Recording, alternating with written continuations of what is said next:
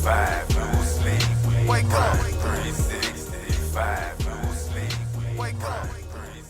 Welcome to another edition of Gain and Retain 365, where our goal is to educate and motivate aspiring entrepreneurs on how to get started. Today we have a very important guest. I will allow him to introduce himself.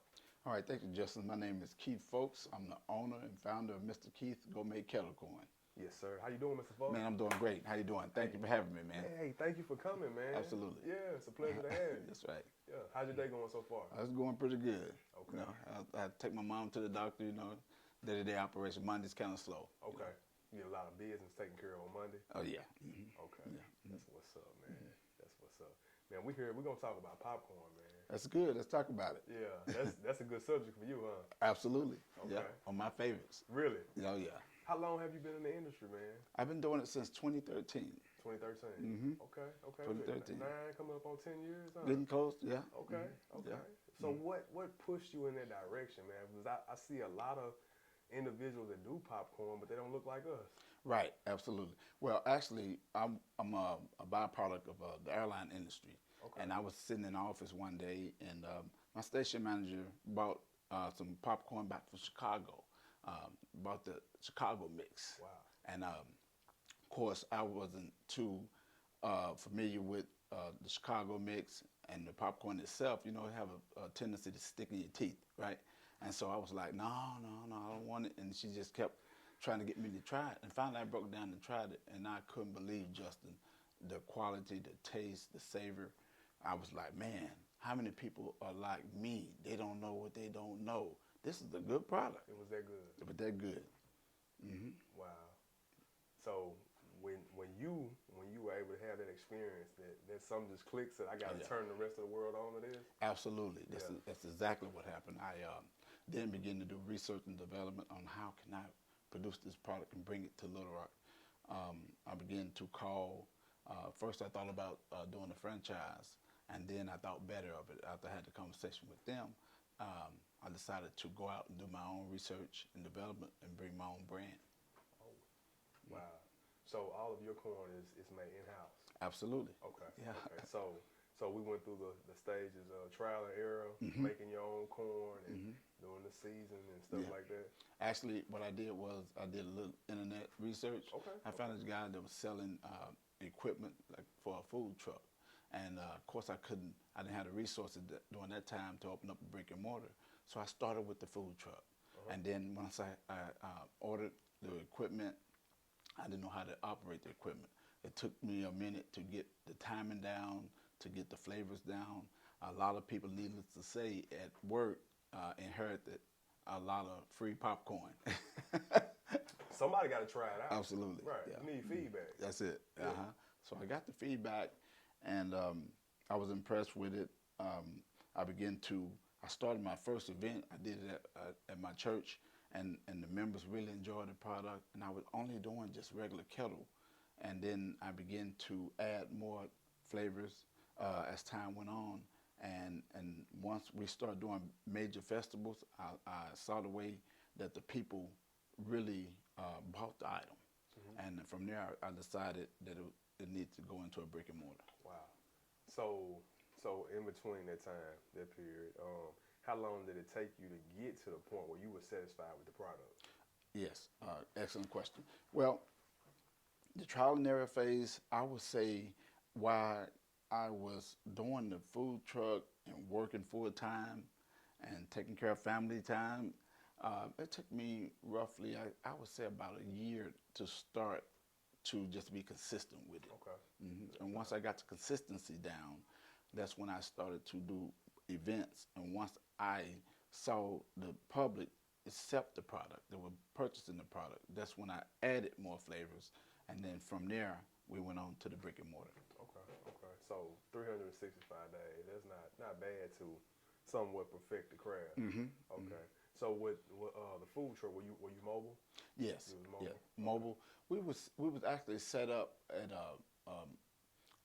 801, Station 801 over on Chester, right across from Channel 11 building. That's the lot where they have multiple trucks? Yes, absolutely. Okay. So Scott Hamilton over there run that. station, and he does a phenomenal job. I talked with him, and we were able to set up. And what I would do on my off days, Justin, I would work over there. Okay. And I can remember the times when it'd be cold outside and be raining, and I was like, man, I don't want to go. But I knew somebody perhaps would be looking for my product. I had to go over there and just keep working, grinding at it. You said it earlier, consistency. That's it. And so, can I tell this little story? One day, Sure. I was popping over there, and Scott came out and told me, said, this guy over here is a food critic. You may want to give me some of your popcorn. And I did. And needless to say, the gentleman came back and did a whole story on us, and he wrote us down during that particular year of one of his best eats. Wow. Yeah. Wow. So I know that definitely contributed to your success. It man. did. Yeah. Gave you a lot of exposure. A lot of confidence as well. Right. Yeah. Definitely, Yeah. man. Make you walk around an inch taller. You know, Oh, yeah. this guy's a food critic. Yeah. That's his job, to criticize the food. Right. Yeah. Right. So that's good, man. So and you only did the food truck for a year? How long? No, I've been doing the food truck since I still have So it. it's still going on? Yes, Okay. I still So have it. whenever you're not at the brick and mortar, you may be doing events in the food truck. Absolutely. Okay. Okay. And you're able to just pull up and popcorn. That's it. That's what we do. We have people that call us. We have schools we call. Like right now, they're getting ready for the end of the year, and they want to do something for the children. And so they'll call us and say, hey, can you come out and pop for our school? So we put them on the schedule. Different hospitals, behavior clinics here in Little Rock called, and they want us to pop for their staff. Okay. And so we have them on schedule to go pop for their staff. Good deal, man. So would you say that stream of revenue kind of helped make way for the brick and mortar? Absolutely. Yeah. I think when you're dealing with, from the financial side, there's several different components that come into that, especially for the entrepreneurs. I'm sure we're going to get into a little bit of that. Yes, sir. But yes, that's a revenue stream. And if you want to talk about how it came about putting together the brick and mortar, absolutely, we can do that. Okay. Because I know that with a food truck, you know, when you own it outright, you know, it's limited overhead. You don't have much overhead. But with that brick and mortar, that's going to be continuous overhead. Right. Until you own the space, if you're going to buy it. But if you're Absolutely. leasing the space, you're going to continue to pay for the lease and pay for the utilities and all of that. Insurance and so on and so forth. Absolutely. Right, right, yeah. Yeah. And I know that anyone that knows business, you want to limit your overhead. Absolutely. by all means necessary if you want to be successful. Right. But obviously the business was picking up and the demand was increasing, so you saw fit for a brick and mortar, right? Yes. You know, it was in our proposal to be able to be on the internet sales, have internet sales. So therefore, during the food truck, you're limited to your major production. So I need to be in a place where I can temperature control place to be able to handle the production of the online sales. I got you. That makes sense. So it has to be, the popcorn needs to be at room temperature. Well, actually, it just needs, that's correct. Because the temperature outside will affect it. When you're talking about maybe drizzle and rain, that will have an effect on it. But when you're talking about pushing volume needs to be in the controlled environment. For example, we did 3,400 bags, Justin, for Baptist Hospital. And so in order to push that volume, it had been tough doing it, you know, outside. Yeah, so I can be inside, you know, have different parts of the space to maneuver, you know, and so that helps out a lot. Exactly. That makes perfect sense, man. So let's talk about this, man. How did you get the clientele in the beginning, man? I know you was telling me about the colleagues, your coworkers or whatever, you know, being the guinea pigs, testing the corn, but how did you get Mr. Keith's Gourmet Kettle-corn out there? Well, actually, I started with doing events, and you have to have allies, and I still have a terrific ally in a guy by the name Benito Zumba Ziwa. It's a tough name, but he's an extraordinary man. He works with black businesses, predominantly black businesses, and he works with a company called Remix Ideas. Okay. all right, and it was like a mentor to me, and that's where I was able to working with through him and with him, and he normally would put on events like African Day. I don't know if you're familiar with that. I am. It's Yes, a sir. yeah, you need to get into African Day. If you, yeah, okay. And then he would do like night markets. So those events were the catalyst to us getting our name out in the city. And then folk in the city began to call. There was department heads putting on events, and they wanted us to come. For example, the city of Little Rock, I was Pulaski County, actually called, and I was working with a guy there, and there was the judge downtown was given had limited some space, blocked some space off for us to do like lunch, right across the street from the courthouse, and we were one of the vendors that was called upon to provide that service for them, and then from there we went to one of the major events at Two Rivers Park, Pulaski County Day, which was a tremendous opportunity, and just snowballed from there, different events. I got you. So definitely cultivating relationships. Yes, Yeah. absolutely. Making that connection, and always, Justin, putting out a good product That's it. Quality. every time. Quality. I love that, man. So, how important would you say that the advertising and marketing is for your business? It's majorly important. I think that's one of the issues in which a startup, a young company deals with is the marketing. It's important to continue market because marketing can be kind of expensive, It can be. and to see those dollars flowing out the door and not a big return, but you must continue that. To this day, that's what we're doing as well. And you put quite a few dollars towards marketing and Yes. advertising. Absolutely. What forms do you use right now? We use we on of course we're on Facebook, Twitter. We using Snapchat. We're trying to get into that. Instagram, all those platforms. We have our internet, a website up. We're working with radio. We're working with some television ads. Okay. And you can see each one of those platforms, especially when you're talking about the radio and television, those are dollars that are flowing. Yes, sir. Yes, sir.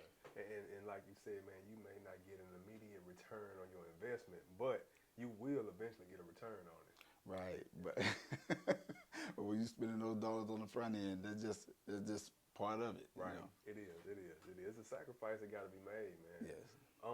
So once you're building your customer base, you're building your fan base for the popcorn, man. What are some of the ways that you keep them coming back to get more corn? Well, we run discounts throughout the week. We have done our research, and we see the heavier flow days of traffic and the light days. And so typically earlier in the week, you would see us on our Facebook page. Folks, you may want to look at the Facebook page because on Monday, Tuesdays, and Wednesdays when we run the deals.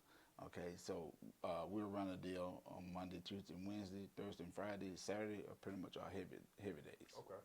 Thursday, Friday, and Saturday, you sell the most corn. Yes, and we'll run specials on those days depending on what's happening within the community. For example, when the Razorbacks went on that awesome run in the tournament, Yes, sir. yeah, we wanted to make sure that the fans and folks of the state got in on some of that fun, and so we ran specials during that time. Okay. Definitely. So you got to pay attention to the current events, man. What's going on? So I guess you would say sports kind of increase sales as far as popcorn. It does. It does. Absolutely. What's the busiest season for popcorn sales? For us, it tends to be during the holiday time. Okay. Thanksgiving, Christmas picks up quite a bit because of gifts. Of course, you're gonna slack off on the different activities throughout the week because of the season has changed. So you won't have that many events, But sales pick up really huge during that time of year. Okay. So would you say that, like, as far as the season, would popcorn be more of a winter, fall season? Yeah, but we're gonna try. That's part of our marketing. We want to make it year round. We feel like, Mr. Keith, that our product is such that you would crave it every single day. Yes, sir. Yeah, so we're working hard to bring that to the public, and we believe once folk know who we are, come into our store, and try our product, then they will come back. Okay, I got you. I like the confidence, man. Absolutely. I'm curious, man. What were some of the trials and tribulations that you faced in the beginning when you started this journey? Well, that's a good question. uh, Most often with entrepreneurs, before why is in your mind, you're an entrepreneur, and to bring it to the market and open the doors, or of the food truck or the brick and mortar, it's going to cost you something. It's going to cost resources. So it's oftentimes the biggest issue is financing. For me, I was pretty much innovative. I was in a particular place where I wanted to open up as a brick and mortar, but I had to be real with myself and know that there wasn't an option during the time. So then I had to go to the next best option, and that was the food truck. Okay. So I had to scale down on that, and so I was able to leverage some resources and buy the components that made up the food truck. And from there, I just worked with what I had, and I made myself content, and and worked my way gradually to where I am today. But it took some making some connections. Like I said, Benito was one. He loved my product. He knew it was a good product, and because he had a connection in the financial field, he was able to help me to make that connection. And once I made the connection to get financing, and of course it wasn't traditional. It wasn't at a regular bank. I love to get it. To this day, I haven't gotten a loan from a regular traditional bank. Really? No. Wow. Even though I'm dealing, my account is in the traditional bank. That bank has yet to loan me any money. Wow. That's crazy, man. It is crazy. You put your money over there, Yeah. but they won't loan you any. Right. Yeah, Right. That has to change. Yeah, absolutely. That has to And a change. lot of businesses are dealing with that. Right. Absolutely. Right. And the funds you putting in there, man, they loaning it out, drawing interest off of it. Absolutely. They won't even take a chance with you. Right. Yeah. And so from there, I realized because I leveraged resources that I already had, then I was able to turn around and use the food truck as collateral to get the loan to open up the brick and mortar. Okay. So you have to be creative. Right. Oftentimes I should say that there's so much pressure when you're an entrepreneur trying to open up your doors. You're thinking about so many things, and once you get down to funding, that could be the difference between going forward or your dream dying in a parking lot, as they say. But if you would think about it, especially if you're a homeowner, maybe you have retirement, 401k, those are items that could be used to leverage those resources. You can take a second on your home to Right. get the money. Right. You can borrow money from your 401k, in which what I did.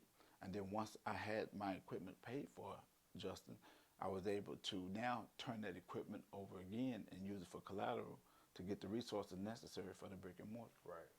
Like you said, you got to be creative. But you had a vision and you had faith, so you stepped out on it. You know what Right. I mean? Because if faith without work is dead, man. That's scripted. You read, I can tell. That's true. Being honest, man, God gave you the vision. Yes. And you stepped out. Right. Absolutely. Right. I love that, man. I love that story, man. So what advice would you give for an aspiring entrepreneur, man? Someone is looking to get started in whatever industry, it doesn't matter what they want to do. Excellent question. I would say to those entrepreneurs out there that's looking to get your vision started, do your research first and foremost. Know your clientele and begin to pull it together. Make the connection within the city, because there's a lot of opportunity, a lot of options out there where you can network.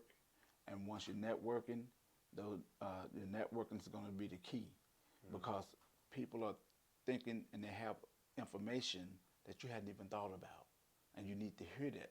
Right. Sometimes it can be critical, and take it from me. Sometimes when I get critical analysis, I kind of cringe at it, but it helps me. Right. You know, I have to accept that, and then I have to give thought to it, and then respond to that. So yes, I would say know your clientele. For me, I had to know, for example, where I was going to open up at. You have to do an analysis, depending on what type of business you're going into.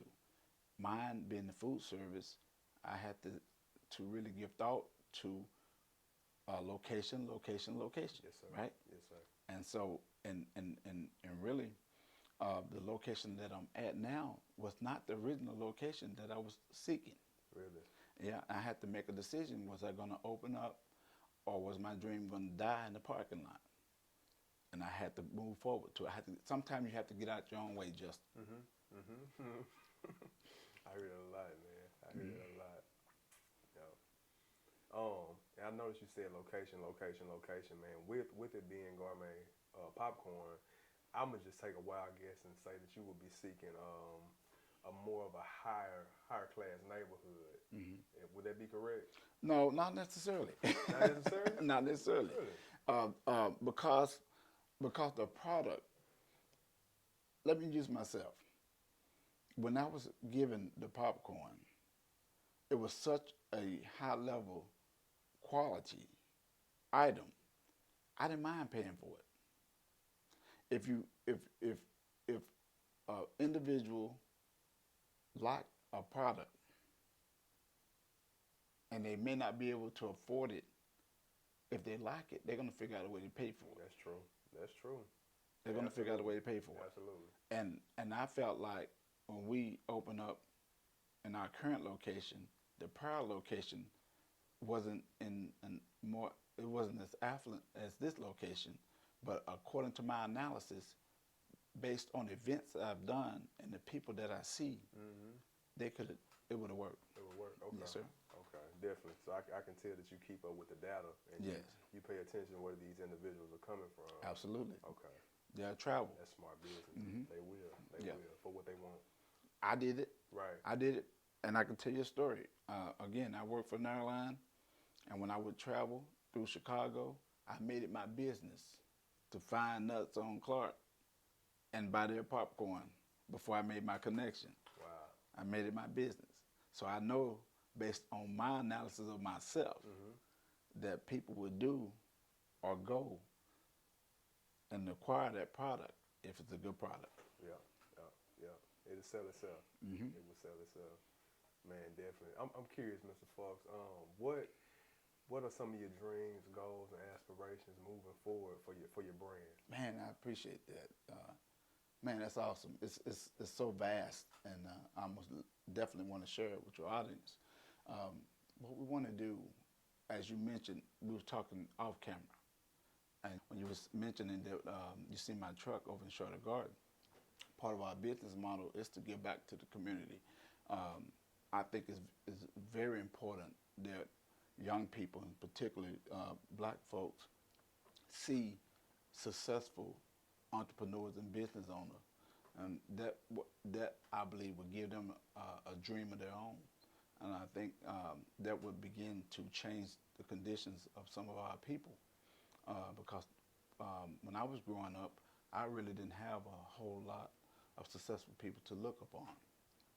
And I know that plays a major part in the growth of a young person. And so we want to make sure we give back to the community, share with them the vision, and in addition to that, we want to do microwave popcorn.